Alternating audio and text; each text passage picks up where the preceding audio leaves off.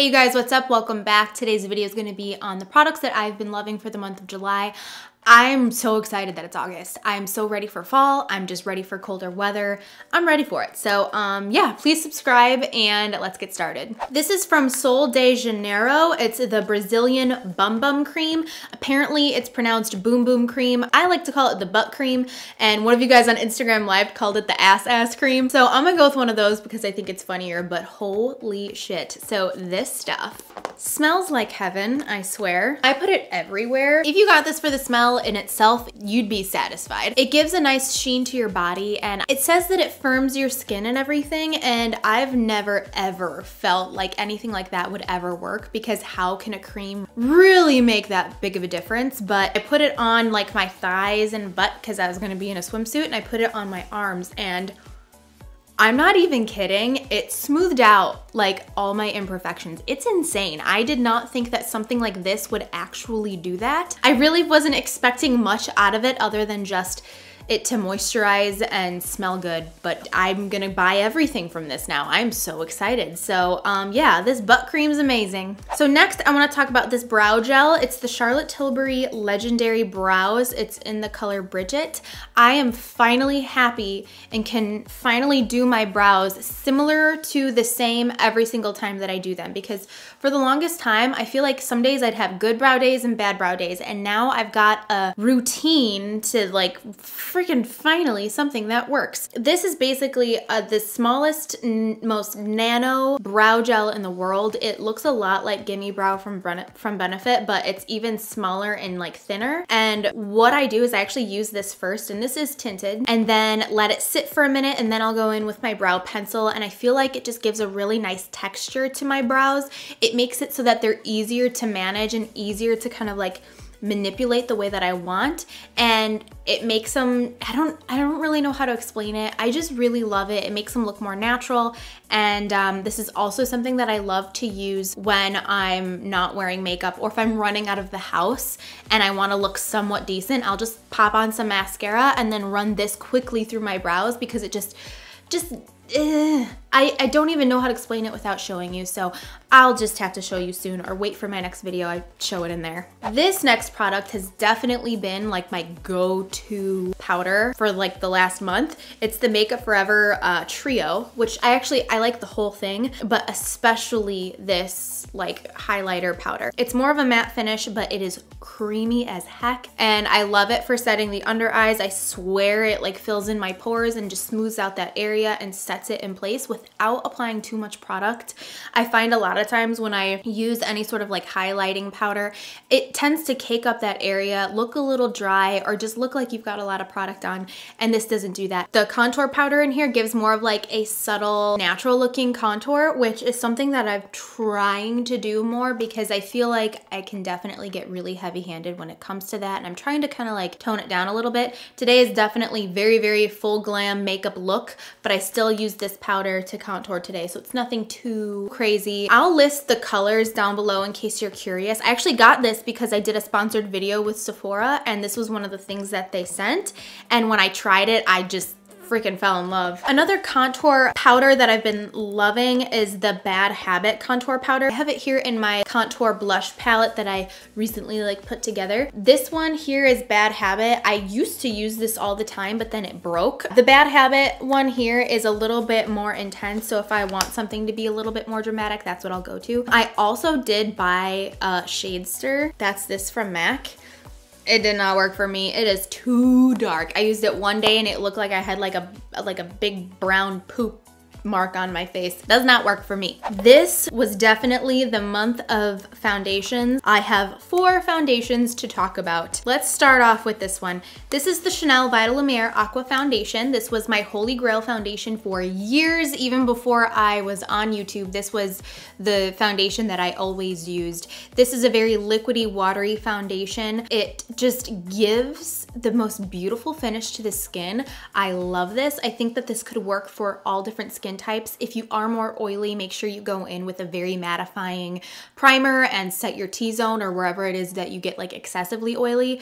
But I just love the finish that this gives, and it's not too crazy coverage, which is something that I have not been into recently. I've been loving a little bit lighter of a coverage. So this gives more of that like medium coverage, I guess, but I just really love it. And I'm so happy that I tried it again. I like recently cleaned out my makeup collection, got rid of a lot of stuff, and like organized the crap out of it. And I came across this and I'm just, I'm loving it. Loving it, loving it. This is the Giorgio Armani Luminous Silk Foundation. Oh, by the way, that Chanel one, I was in shade 20 Beige, and this one I'm in shade 4.5. I recently bought this because, like I said, my wants in a foundation have definitely changed. My skin has normalized quite a bit, and I'm looking for more of a natural looking foundation. Nothing too matte, nothing too glowy and dewy, but just kind of like that middle ground. I wanted to give this another try because I tried it before, right around the time that I was looking for more of a full coverage foundation, and I ended up not liking it back then because I wanted something fuller coverage and more matte, and this is not that. This gives more of a medium coverage with a slight luminous finish. It's not gonna be like wet luminous, it's gonna be just like very soft. I do find that with these two foundations, I love them, but I do still get oily throughout the day, so I do have to make sure that I bring like blotting papers and powders with if I'm gonna have these on all day. But it's worth it for me because I do really love the finish. I think it looks beautiful, it looks natural, and it doesn't look like really thick and cakey. I kept going back and forth on whether I liked this foundation. This is the Dior Skin Forever foundation. Ugh, I hate talking about stuff that's like so overly hyped, but this is really nice. I loved this for years when I worked at Sephora. These two foundations, honestly, were the two foundations that I used before being on YouTube. And I actually never owned the bottle. I only owned like the little sample sizes that you see at Sephora because that's what I got in gratis. I just remember loving this. The smell of this is just so nostalgic to me. It brings me back to like a couple years ago when I used this all the time. But the reason why I didn't absolutely love this at first is because I was applying way too much product, and I feel like I've definitely toned down just the past couple months on, well, past couple weeks, I wanna say, on how I've been applying foundation. Before, I felt like I needed at least 2 full pumps of a foundation to put all over my face, and I really have just kind of like calmed down on that. And like, if that's what you want to do, that's awesome, go for it.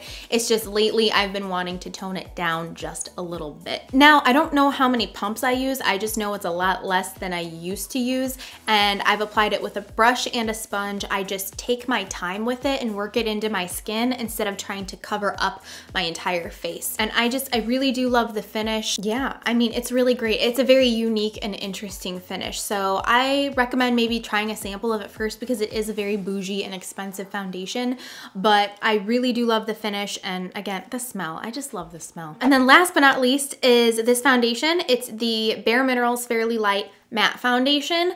I used to hate this stuff, I'm not even gonna lie. I used to be a manager at Bare Minerals. It was actually my first makeup job. You're required to wear their makeup when you work there, and I was just at that time ready for like, I don't know, I just wanted to be thick and caked on, and I just wanted to be like, you know what I mean?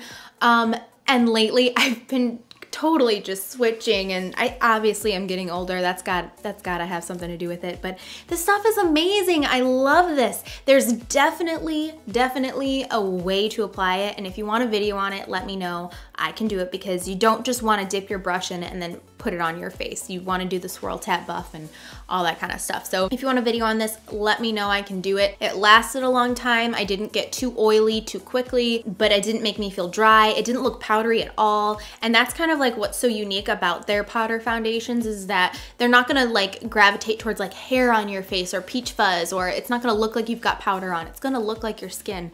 So yeah, this is the Bare Minerals Matte Formula foundation. I'm in the shade Fairly Light. Speaking of like older products, this is the MAC Mineralized Skin Finish in Soft and Gentle. I love this. This was my first highlighter purchase ever, and I think it was one of my first purchases in makeup in general.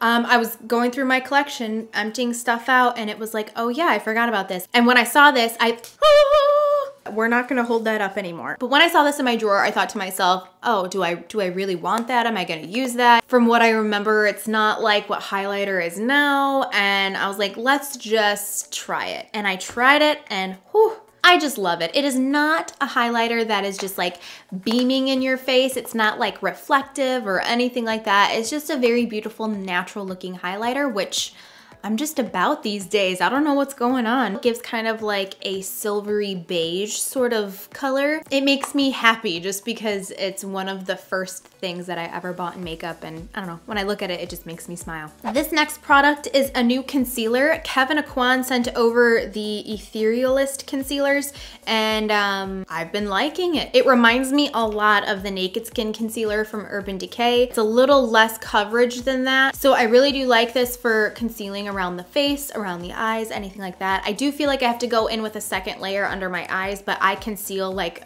I don't know, I feel like I conceal a lot less than a lot of people that you see on YouTube. I don't really cover up that entire area. I just kind of dot it where I need it.